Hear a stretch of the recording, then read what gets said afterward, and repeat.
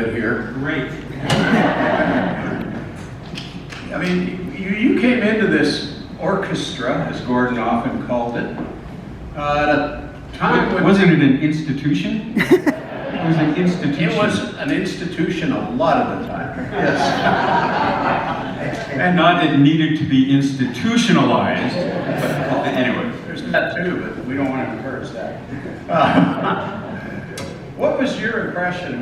What did you think when you were coming into this? Like, Oh. Well, I remember, unfortunately we lost Terry Clements. Terry Clements was the great guitarist before I came into the band.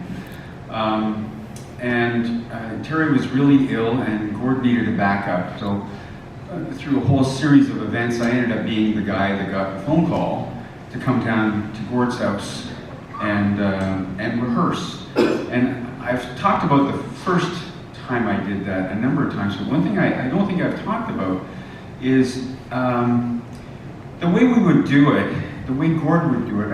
I'm kind of a guy that, okay, so you want me to learn all the songs? No problem. Give me the list of songs, I'll come back in 2 weeks and I'll know all the songs. No, that's not the way we're going to do it. Because Gord wanted to make sure that every part that I played was going to be almost different, because there were so many things that he didn't like about the previous parts.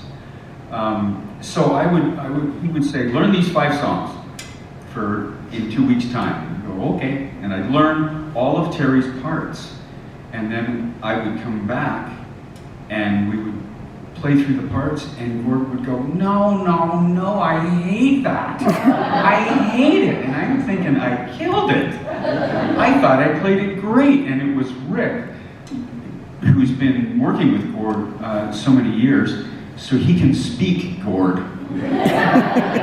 And Rick looked over at me and said, it's not you. He doesn't like that part. We need to change the part. Oh. Change the part. So Gord eventually called that carterizing it. Just carterizing. Just carterizing. Okay. So what we would do then from then on is he would tell me the songs that he wanted me to learn for the next time, the next rehearsal, and he'd have me learn 3 different versions or write 3 different versions for each part. And then when I came down, I didn't play Terry's parts, I played my parts, and he would say, I like the intro that you're doing. I don't like the second part, but I like the third part, and I like the last part. So then I would have to fill in the gaps.